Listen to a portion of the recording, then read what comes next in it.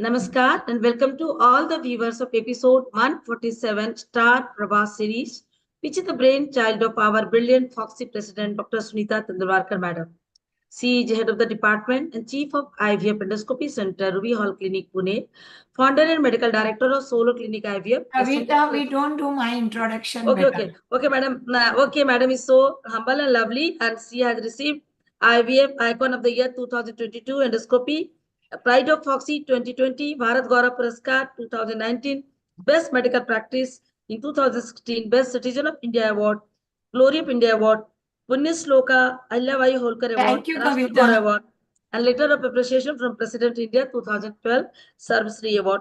So, madam, I welcome and thank you for giving me opportunity to talk on this platform. And today, our guest speaker is no other than Jadip Malhotra, madam. Sir and madam, both are just like my guardians. They used to come to our place, Bhagatpur, so many times, and I always find umbrella within them. So, thank you, madam. And today, the topic is spirituality and medicine, which are deep connections with each other. Sunita, madam, always say that treat women with spirituality. Spiritual healing occurs as we begin to consciously connect with our esteemed being, the wise, loving, powerful, creative entity that we are at our core. So the topic is so important, and speaker Dr. Jaideep Malhotra has done so many things in spirituality. So I request Sunita madam to introduce Jaideep madam, and then I will read her CV. So madam, with Thank you, golden, Kavita. yeah. Thank you, Kavita. Brilliant way you have involved Jaideep, who is a mix of academics with spirituality. So the right topic you have chosen. Many may not know the spirituality of Jaideep, but I know it. Not only Jaideep, Narendra, everyone around. Jaideep, thank you so much for coming on a Foxy Pravaha podcast series. And it's always great pleasure to have interaction even for 2 minutes with you. I know Jaideep as one of the most talented academic out of the box thinking. I observed your Foxy presidency very closely, Jaideep, and with determination, with perseverance, with your ideas, the way you led the country, the way you led the Foxy was fantabulous. Your Adbhut Matrutva. I just love the words also of yours. Many, many. And coming out with the app and now working consistently. It's not that 1 year show. It's benefiting not only the patients of yours or all, but my patients also. I just have to tell them, just download this app, and it's so easy for me because they follow the diet, they follow the yoga, they follow the lifestyle, and they understand. So my questions in the cabins are decreased. So, Jaideep, I really congratulate you. That is a visionary leader. Above all, Jaideep, probably you are the only one in the country who have presided many, many organizations, national and international, and that helped those organizations to grow. I was not even aware of Menopause Society till you became a president of Menopause Society. So I don't know whether the society was sleeping or I was sleeping, but तू जान लगा देती है जयदीप जिसमें भी डालती हो so more than anything I am so happy that Jaydeep you are my friend and it's really great pleasure foxy में बहुत चोजन फ्रेंड्स रहते हैं few friends the real friends and you are one of them and you as a couple, the upbringing of your kids, as a family, the way you help everyone. Do टीके जिंदगी के my project, the amount of work already you are doing in that, and we are just putting it on a Foxy platform. So keep on doing great work. Your introduction to spirituality in medicine, your presidential year also with Shivani ji coming in. And recently when I was in Agra, I knew that Shivani ji was coming for Agra Society, not the OBGYN, but the entire Agra Public Society. So your continuity in the work, whether it is women health or whether it is for the society, is kept on going. And that time, I know how much you have worked with spirituality. Probably your mind, your connect, and probably the same. You can see my Gagangiri Maharaj here. One of the patient whom I gave IVF baby, the patient says, they came with the box asking me, what can you open? I thought Ganpati hoga. I said, मैं बाद में खोल लूंगी. So he said, no, in front of us, ma'am, you will enjoy what we got for you. And it was Gagangiri Maharaj. So your mind is read so well by your patients. And Jaideep, I'm so glad that you have brought complete change in whichever organization you have worked with. I love you, darling, and I wish you all the most happy and glorious life ahead. Thank you. Thank you. Thank you so much. Thank you, dear.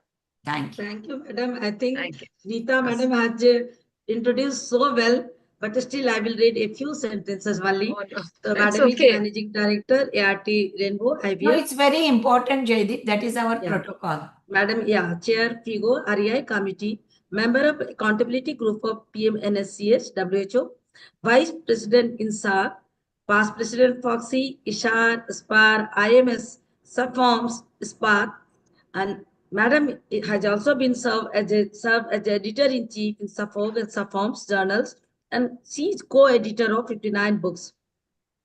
Madam has served as the Regional Director, South Asia and Donald School of Ultrasound and Professor Dubrovnik International University, Croatia, past Secretary and Vice Chairperson of ICOG.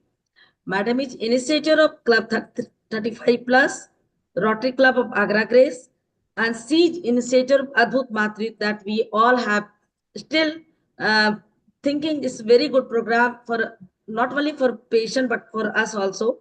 And Siege winner of Atma Nirbhar App Challenge.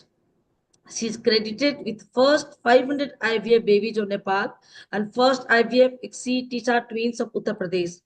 Madam is advisor to Maulana Azad Medical College, New Delhi, JNMC, Aligarh, SMS Medical College, Jaipur.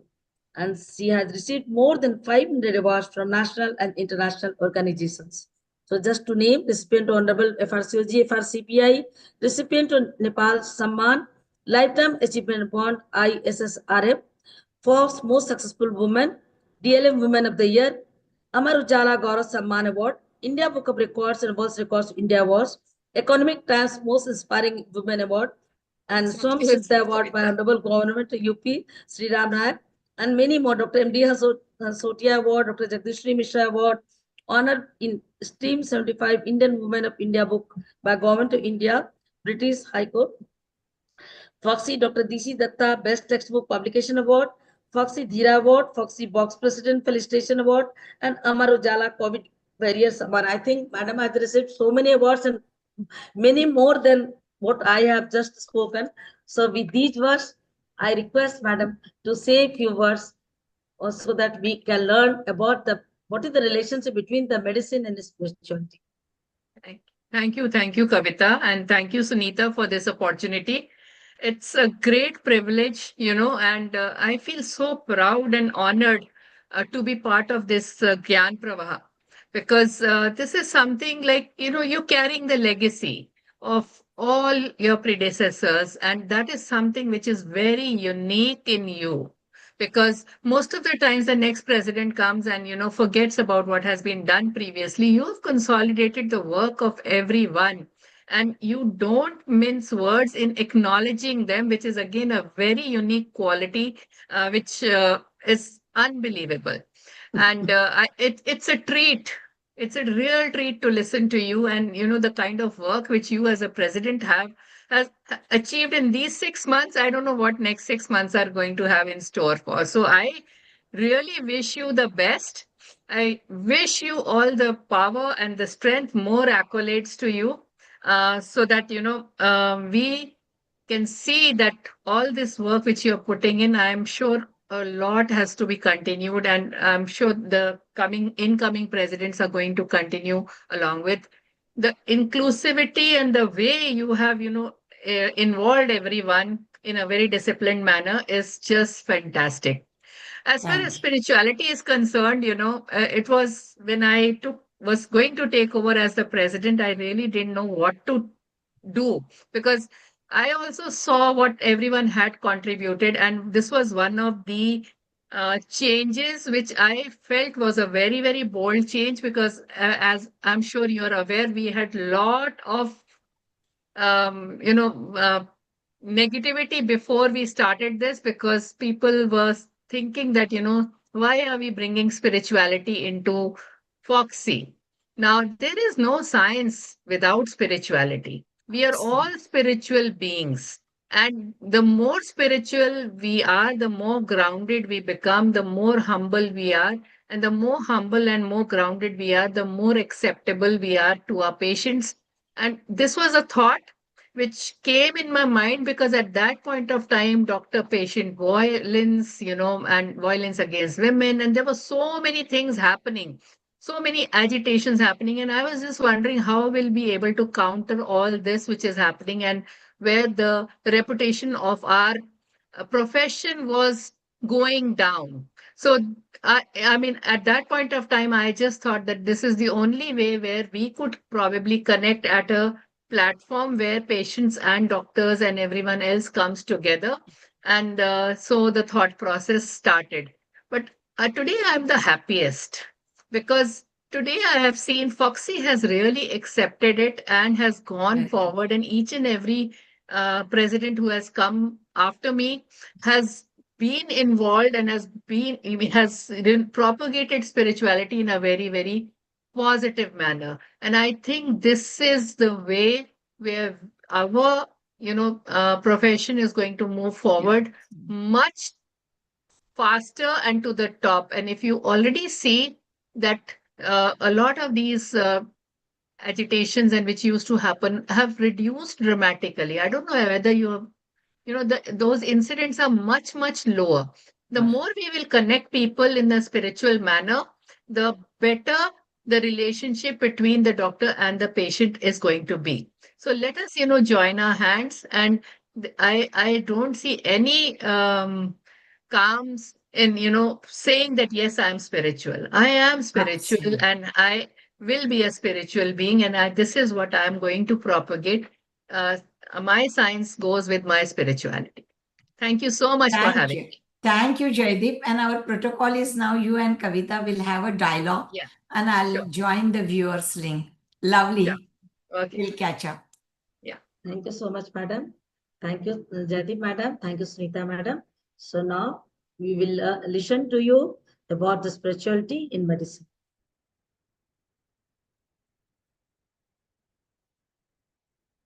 So first of all, I would like to ask one question. She is a great medical professional and spiritual too. So how she does balance between two, and what is the relationship between two? Kavita, I think there is actually no balancing actually required. It also depends on how you have been brought up. Because I would feel that, the best upbringing would be when you have exposure to everything in life. It's not only education, it's not only the scientific mind, because I firmly believe there is no science without spirituality. Because as scientists, we are normally looking at answers by, empirically or otherwise experimenting on certain things. But spirituality actually balances us down, looks at, subjective areas which need our focus. And as a practitioner or as a gynecologist or as a scientist, you also need to be level headed, you need to be a thinker, you need to be positive about a lot of things, which only when you are spiritual you'll be able to do.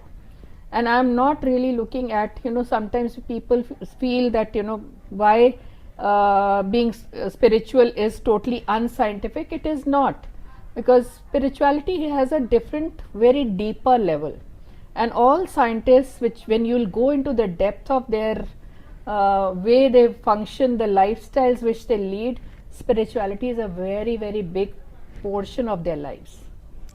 Okay, madam. So, what do you think? How much time every gynecologist should take out from her busy schedule to nourish spirituality, so that she can not only treat but heal the women who are coming to her? See, the most important aspect would be first heal yourself, because if you yourself are under turmoil, or you have lot of upheavals in your own life, if your mental level is not as balanced, how are you going to heal people in the best possible way? How are you going to take the difficult decisions, which sometimes we have to take it in seconds? Life doesn't give us moments. So how are we going to do that? And how, if we take a wrong decision, how are we going to actually heal ourselves after understanding that we've taken a wrong decision, and why that wrong decision was taken? Because I myself was not in that frame of mind. So spirituality actually teaches you to remain calm, and I would say, when you're working, work for a short time, but think also for how you have worked, how you would like to work. And that is, I mean, you don't really have to take out time for that. Time is always there.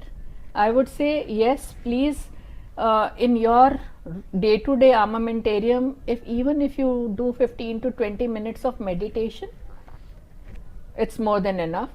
And if you are really looking at life in the most positive way, if you are a giver, another very important thing, when we are really looking at what can I take from others, then all the problems start. But if you are a giver, everything is, whatever you give comes back to you doubled and tripled, and best thing which comes to you is your peace of mind, your happiness, your satisfaction that you have lived your life well.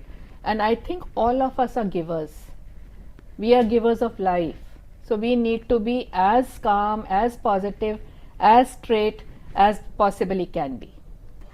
Okay, thank you. So, is it necessary to provide sanskar in utero, when baby is in utero? Because nowadays we are seeing so many crimes the entire world is facing. So, do you think, Dr. Malhotra, that it should be given when the baby is in utero? Because we are born and brought in such a culture that Abhimanyu got education in her mother's womb. So, what do you think?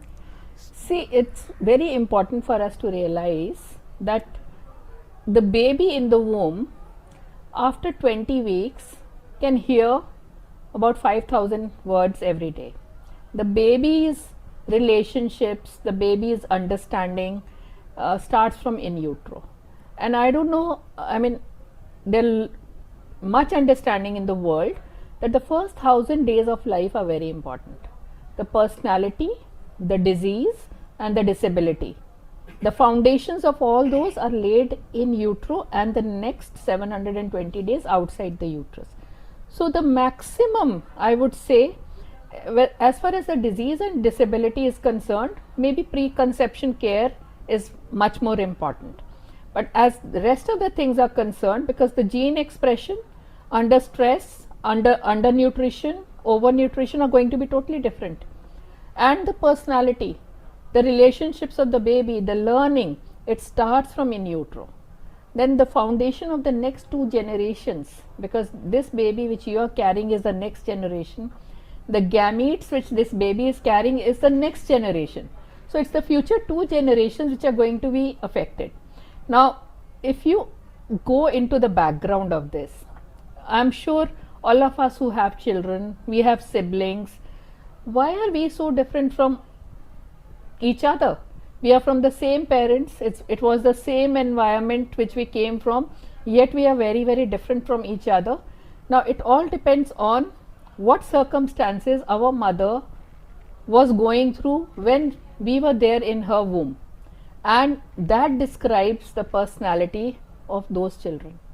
That describes the disease process of those children. Supposing if she was undernourished or she was overnourished in the second pregnancy, the gene expression is going to be totally different. So it's very important for us to realize that there is something called as preconception care, which actually optimizes the health.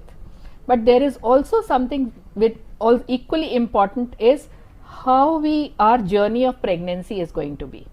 because in this journey of pregnancy, the stressors and the nutrition factor, the antenatal care, then there are lots of other things which will actually decide on what genetic expression will happen in the baby.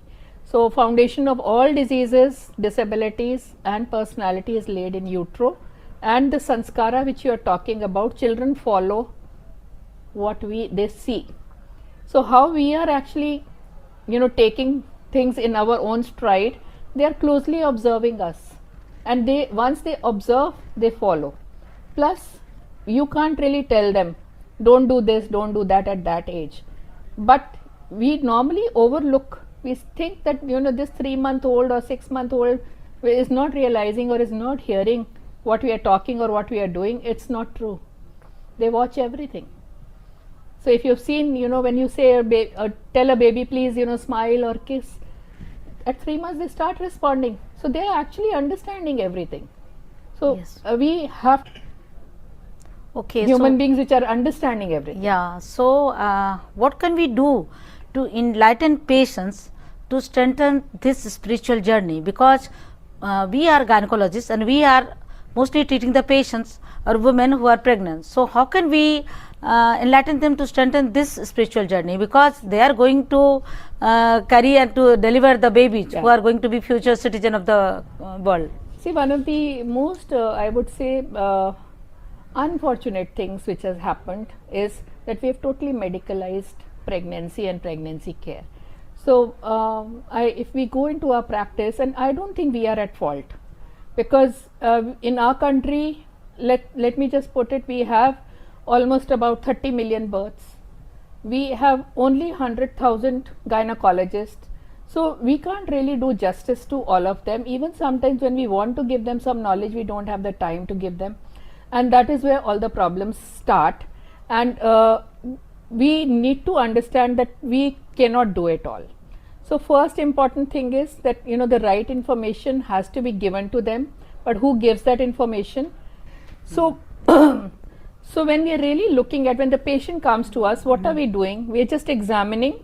We are writing a prescription and we say, okay, go back and take these medicines. No extra information is being given. Now that extra information in the families was being provided by the elders in the family. But what is happening now? We have more nuclear families. We have more, more older couples who are there. There is nobody to guide them, and they are really looking for information. They are actually information hungry, but there is not many who are actually providing. And unfortunately, when they come and ask us also, even when I quote WHO says your first consultation should be 45 minutes. Where are we giving? We are not even giving them 4 minutes. So how much information can you give in 4 minutes or 5 or 10 minutes or 15 minutes? They need constant care. So that is something which we should be definitely looking into, because knowledge is not enough. We have to apply it. And willing is not enough. We have to do it. So we have to find ways of transferring this knowledge to them. Now this could be by group instructions to the patients. This could be via the digital media. This could be via small books or information booklets which can be there.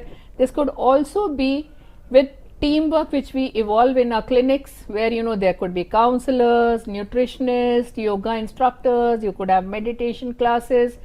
Those can be challenging because people don't have that much time. They would rather do a yoga session at home.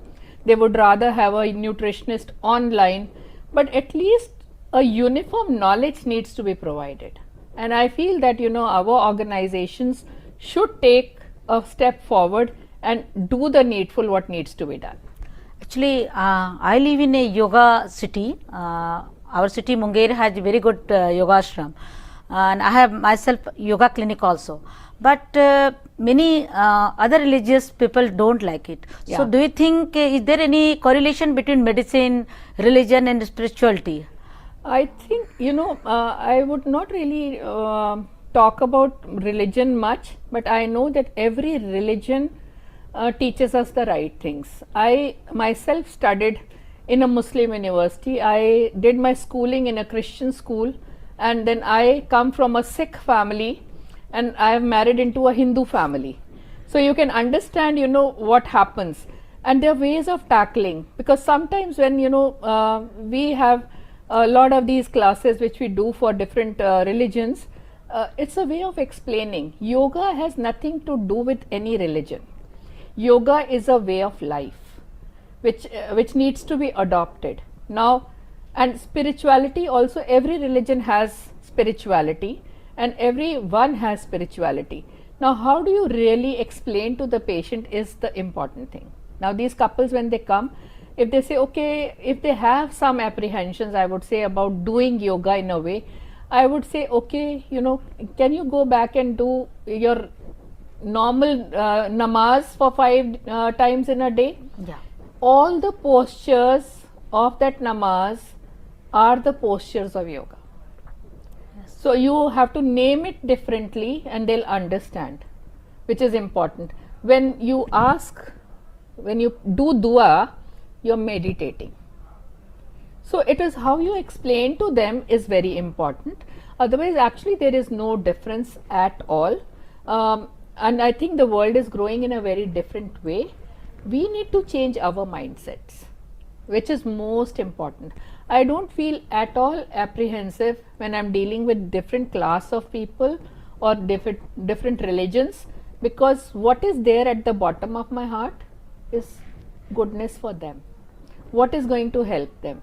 Whichever way it's going to help them, let's just understand that if they will help themselves, they're going to help their future generations. They're not helping me, but they will help themselves and their future generations. So if we explain them the same things, it's important. And plus, exercise can be done in every way.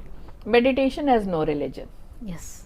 So you're right. So I think India is going to be capital of diabetes, capital of obesity. So yoga and meditation, actually meditation has effect on the mind, but yoga has in the body. So do you think it should be adopted by every child, because we are having so many cases of PCOS, obese girls? So what do you think about it?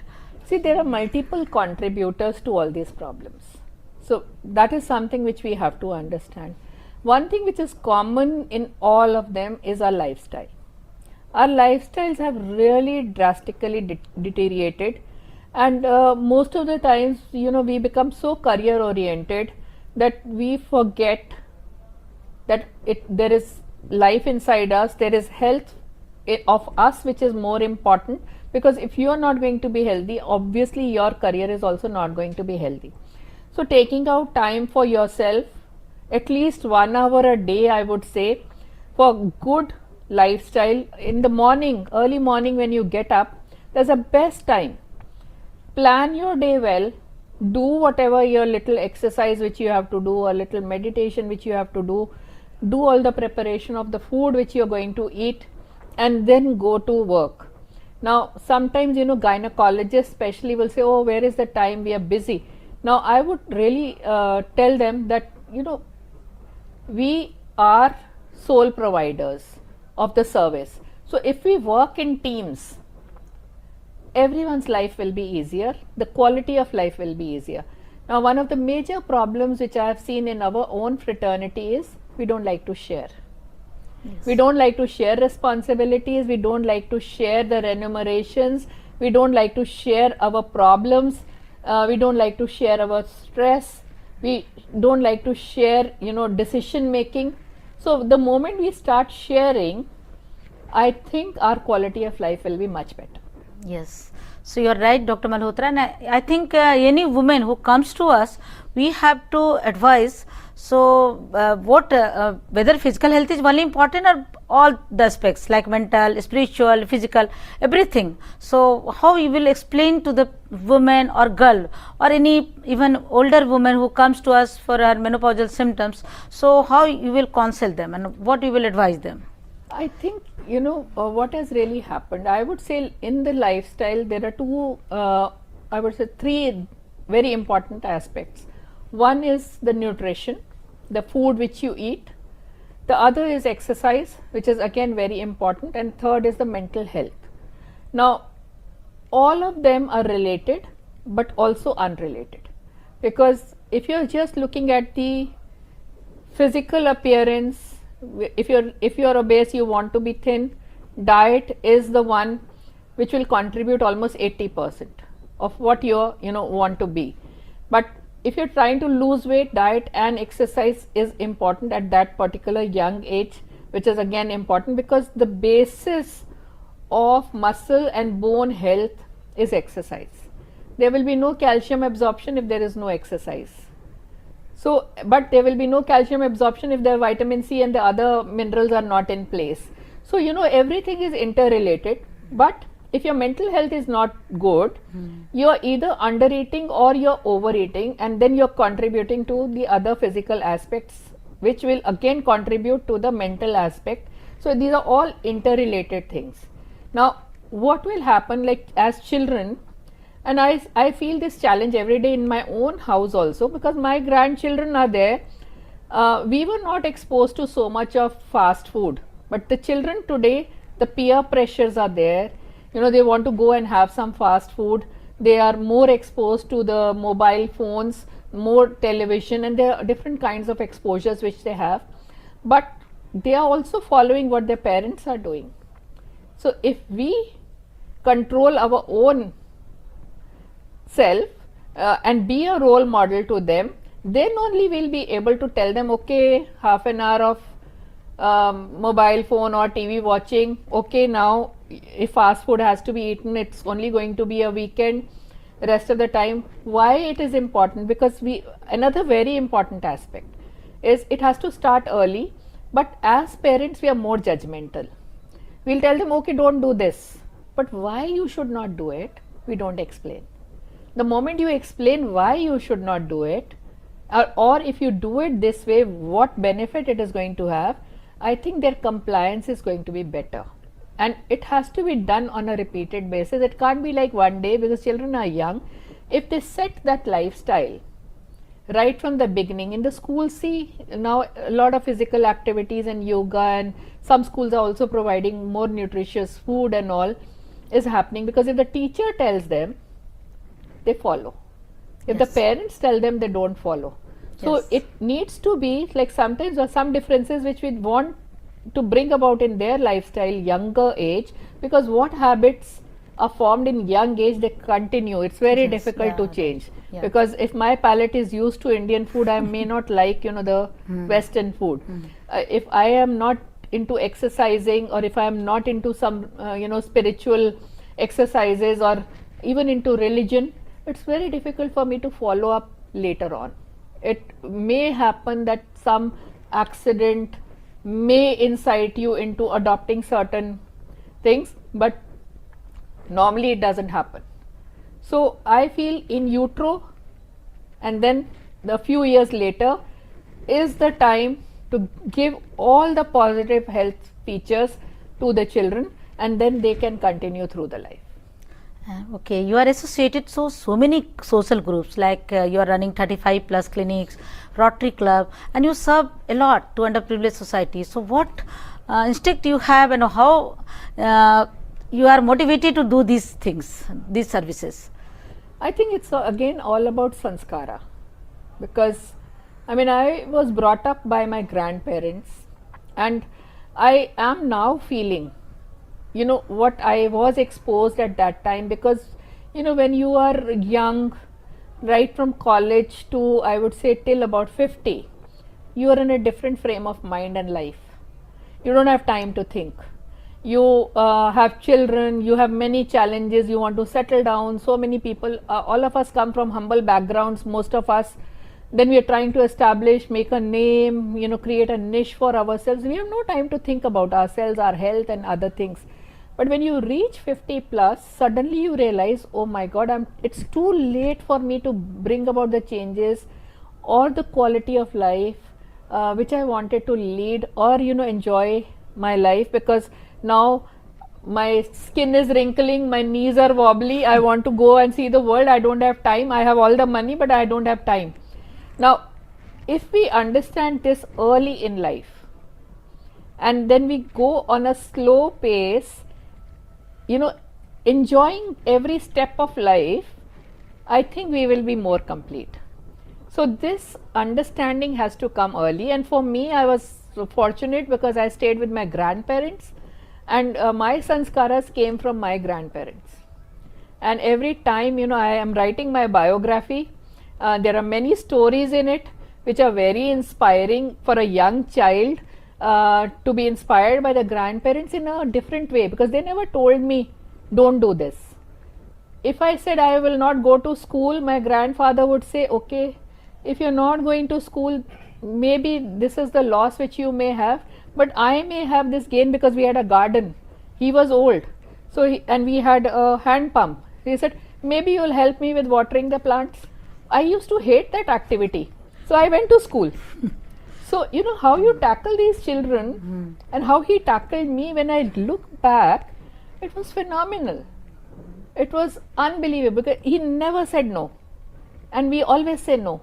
The moment we say no, the children just do that. Yes. So I think the balancing comes from there. If I was studying a lot, I mean, I was a very good student, he would come and tell me, why don't you get up, you know, go and take a round. Can you just get me some, we had these small flowers of very motia, we used to call them, which we make a braid. So he would say, why don't you just go and take Jasmine some flowers. Jasmine Now flower. imagine, you don't want understand the exercise. I got up, my circulation was better, I got those flowers which had a beautiful fragrance. I was totally, you know, already sedated, and in the best possible way, I would come back and put those flowers in the water, and then again, you know, the fragrance is coming in the room, and you are more at peace with yourself, and then he'll say, okay, now you can have something and start studying again.